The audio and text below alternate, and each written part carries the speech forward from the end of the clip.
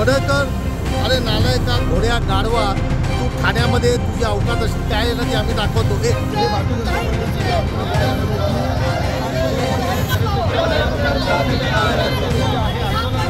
त्या खालच्या पातळीचं आहे की आम्ही त्याचा कधी विचारही करू नाही शकत. बीजेपी वाले झोपलेले आहेत काय?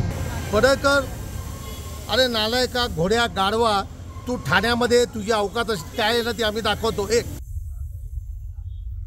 पडळकरांनी जर त्याच्या आयुष्यातली सगळ्यात मोठी चूक केली असेल ना तर जयंत पाटलांसारख्या सुसंस्कृत नेत्यावर एक बरं ओकली आहे की जी लायकी नाही द्यायची.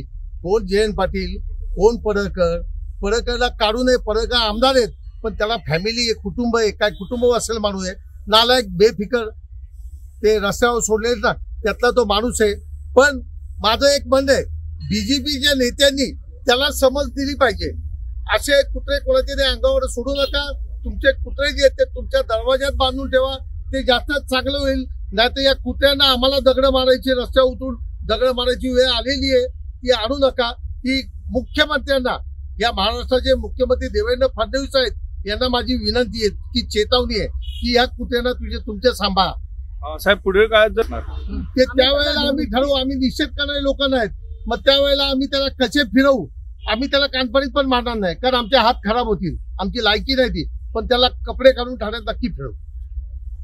काल त्यांनी आमचे प्रदेश अध्यक्ष, माजी प्रदेश अध्यक्ष जयंत पाटील साहेबांच्या विरोधात बोललेले आहेत. ते नेमके कोणाचे, त्यांचे आई वडील कोण हे त्यांना पूर्ण माहिती आहे. त्यांचे आई वडील कोण होते हे त्यांना माहित आहे, संपूर्ण महाराष्ट्राला माहिती आहे. पण त्यांनी अगदी खालच्या थराला जाऊन त्यांनी हे भाष्य केलेलं आहे. मागच्या वेळेला आमच्या जितेंद्र आव्हाड यांच्या विरोधात सुद्धा त्याने अशीच काहीतरी भाषणं केली. आम्ही त्याचा जाहीर निषेध केला, त्याला चपलेने पण मारलं. आज परत तीच वेळ ह्याच्यावरती आलेली आहे. बीजेपी वाले झोपलेले आहेत काय? जर प्रत्येकाची कुंडली काढायची ठरवली, काढा ना. इतर ज्यांची आहेत, जे वाईट आहेत, जे बेकार धंदे करतायत, ज्यांची संपूर्ण रेकॉर्ड खराब आहेत, त्यांची कुंडली काढा. अशा जयंत पाटलांसारख्या सोज्वळ, सज्जन, मनमिळावू माणसाच्या बद्दल असं जर हा पडळकर बोलत असेल तर बीजेपी वाले काय करतात? त्यांनी हे कुत्रं सोडलेलं आहे का आपल्या पक्षातून? याच्यावरती टीका करायला, विरोधकांच्यावरती टीका करायला त्याला एकदा समज द्या. बीजेपी वाल्यांना पण आमचं सांगणं आहे, मुख्यमंत्र्यांना पण सांगणं आहे, त्याला एकदा समज द्या. परत जर आमच्या कुठल्याही नेत्याच्या विरोधात ते बोलले तर ठाण्यामध्ये तुम्ही या, फक्त तुम्ही हायवेला येऊन दाखवा, आम्ही तुमची काय परिस्थिती करतो ती बघा. त्याला ठाण्यामध्ये आणा, नाही तर आम्ही येतो त्यांच्याकडे, तिथे घेऊन त्याला घेऊन येते ठाण्याला येतो.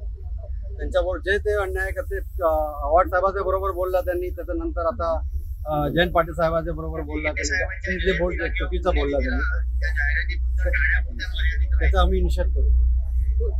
पडळकर ह्या माणसाचं संतुलन बिघडलेलं आहे, म्हणजे मेंदू तर नाहीच आहे हे त्यांनी वारंवार सिद्ध केलेलं आहे.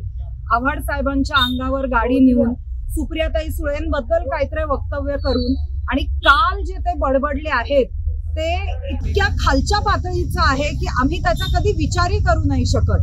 पण हे बडबडल्यानंतर कुठल्याही भाजपच्या वरिष्ठ नेत्यांनी त्याची दखल घेऊन पडळकरांना अजून तरी समज दिली आहे असं काही वाटत नाहीये. पडळकरांनी खरं तर समोर येऊन माफी मागायला पाहिजे होती, पण ते तर दूर. पण कुठल्याही भाजपच्या नेत्यांनी, मग ते मुख्यमंत्री असो किंवा राज्याचे त्यांचे प्रदेश अध्यक्ष असो रवींद्र चव्हाण साहेब, कोणीही त्यांचा नेता म्हणून, त्यांच्या पक्षातला एक सदस्य म्हणून त्यांना काही समज दिलेली नाहीये. ह्याच्याच वरनं आम्हाला हे ठामपणे वाटतं की जे काय गोपीचंद पडळकर वरळत आहेत त्याच्या मागे फडणवीसांचा आशीर्वाद आहे त्यांना.